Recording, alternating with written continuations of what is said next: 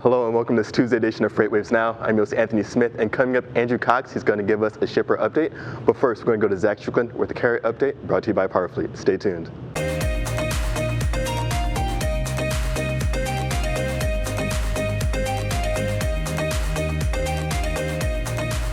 Hey everyone, and welcome to this Tuesday's Carrier Update presented by PowerFleet. I'm Zach Strickland, and today we continue to watch those volumes and tender rejections drop across the country. Outbound tender rejection index here in the blue line is dropped down to 10.53%. Still a pretty decent amount of tender rejections going on out there. Again, keep in mind this is a 7-day moving average, so they are moving dramatically downward here over the last couple of days, actually the last week and a half or so.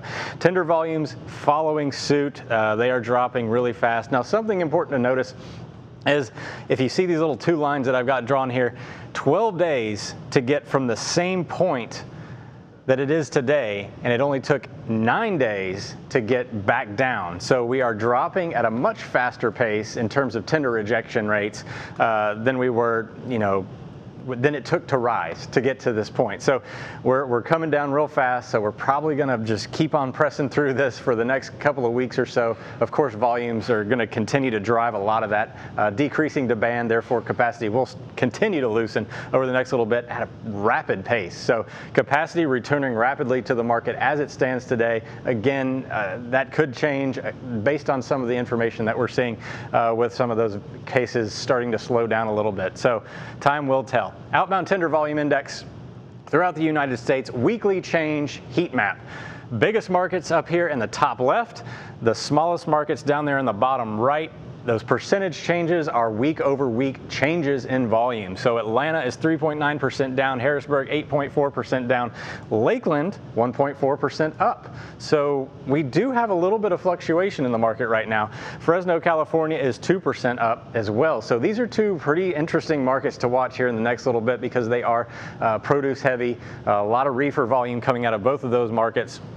Laredo, Texas, again, you heard Luke talk about that yesterday, continues to show some strengthening, out of West Texas over there in that desolate area. So again, as a market as a whole, coming way down. You see all this red in this map right here is going to display.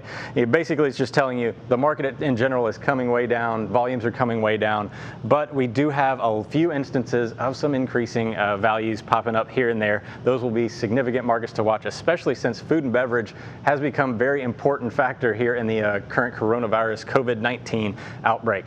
Looking at the United States picture here, we've got our market volatility map, or market volatility chart pulled up here. This is the head haul weekly change map over there on your right as you're looking at your screen there. Anything in the darker blues mean that the head haul value has increased. So that means that there's going to be an increasing amount of outbound versus inbound. It could mean that volumes are both decreasing, which is the case in most of the areas, but the outbound is shrinking at a slower pace than the inbound. So those inbound volumes coming down, as I'll show you here in a few minutes with a couple of these key markets. So looking at the head haul volatility here on the green, all of these are the strong increases. So they're not necessarily head haul markets where you have a lot of outbound versus inbound, like Lakeland, for instance, a market that we were just talking about in terms of an increasing outbound volume here over the last day or so. But you see it over there in the darker blue. You can see that weekly change, it has become a little bit of a stronger market for carriers to enter versus this time last week, but still sitting at a -106, which is a very deep backhaul market. They are still seeing a lot more inbound versus outbound with one of the lowest values of head haul in the United States, but it is changing right now as we speak. Milwaukee, Wisconsin, we talked about that one yesterday, a 42.71. We've seen an increasing amount of outbound. Let's look at some of these markets. Lakeland, Florida, for instance, we see down here in the blue, that's the outbound volume. Up here in the orange, that's the inbound volume. So again, inbound volumes are dropping pretty significantly, but here over the last couple of days, we've kind of flattened out over the outbound volume situation. So volume actually went up a little bit yesterday, as we saw on our map, and so head haul value started to increase. The other market, Charlotte, North Carolina, that was another dark blue market. Inbound volumes dropping dramatically, outbound volumes not dropping as fast. So again, both these markets may be something to pay more of attention to here over the next couple of days or so. So that'll do it for today's Carrier Update. The comprehensive logistics offerings from PowerFleet cover in-cab ELD, fleet management, trailer tracking, cargo monitoring, and tracking other assets such as chassis and intermodal containers. Power up your operations with PowerFleet.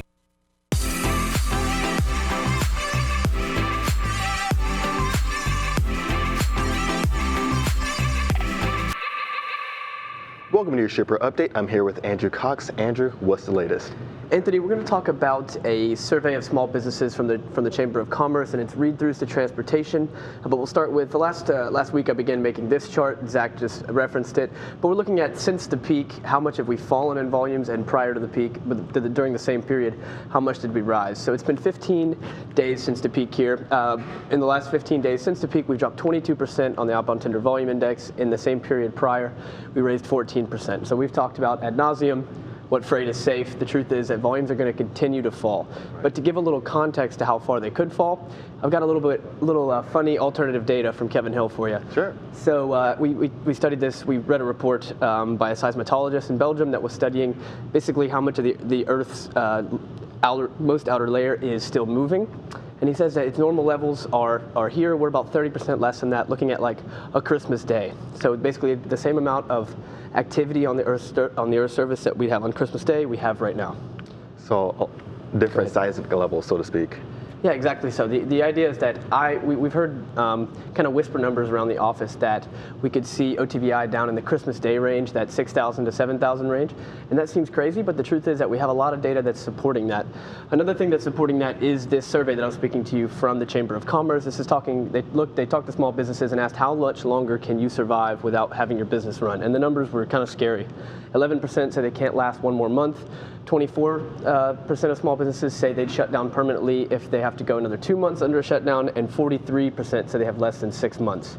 So the idea is that if this shutdown continues to hold the country hostage, we may have a lot of businesses that just never come back from this.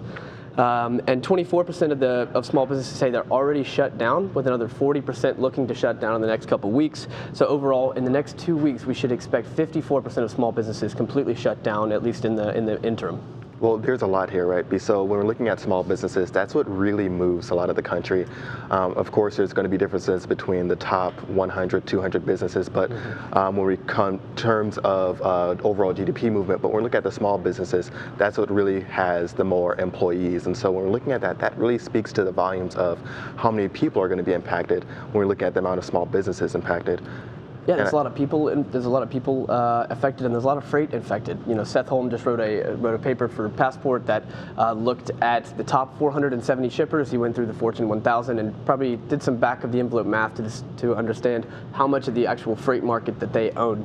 And the top 400 shippers only own about 23 to 24% of the actual freight demand in the U.S. So small businesses move a lot of freight in the U.S. So the idea that all of these businesses are going to be shut down in the near term is scary, but the thought that they don't come back in the long term is even scarier in my mind. Right, and you have to think about some of the small businesses that were already on the fringe, right? Because not everyone was prepared for this, because no one really saw this coming. It's unprecedented times, and so we're thinking about those that were just making it month to month, barely meeting payroll. They're the ones that are going to be hit the hardest, because not a lot of people were expecting this kind of extent of a shutdown. Yeah, a lot of businesses in the U.S. run the same way that the employees run. They live paycheck to paycheck. They're trying to pay off their debts. They're making sure that they have enough money to get by. But the truth is that a lot of companies run really thin margins. Transportation is one of them. So we may see a lot of carriers go under. But the impact to capacity that all this is happening is material as well. So in the same idea with that graph we had on OTVI, so it's been 9 days since the peak. As Zach mentioned a little bit, rejections and capacity have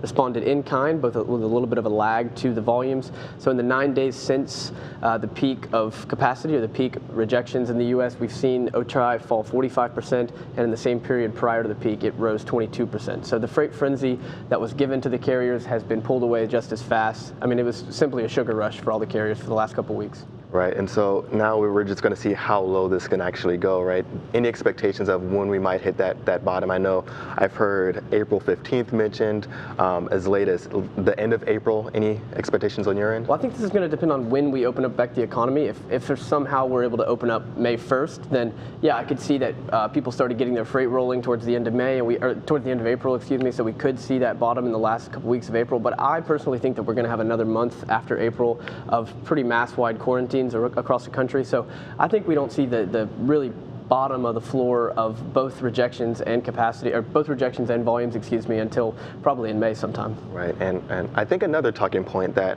we've reviewed in previous episodes or other postings on FreightWaves TV is that we have a stimulus package, we have that initial relief for consumers, but when we look at the recovery side of things, do you think there's going to be some kind of incentive needed to kind of boost and incentivize some of that recovery effort? Yeah, I mean, we'd already seen that business investment was falling prior to this. This has been a long, at least a few years trend in the U.S. We're going to need something to kind of get people to not only, the stimulus package was there to keep people on the payroll, but once they get back on the payroll, how are we going to invest in them to make sure that we can grow for the future after that? I think we will need a little bit of incentive for that, Anthony. Awesome, Andrew. Thank you so much. Insightful as always. That's going to do for the shipper update, and that's also going to do it for this edition of FreightWaves Now. The content doesn't stop here. We're always streaming around the clock. Our media team is the hardest working in the business, so check out our FreightWaves TV app and all your favorite streaming platforms, including Apple TV. Thank you so much for tuning in, and we'll see you on the next episode.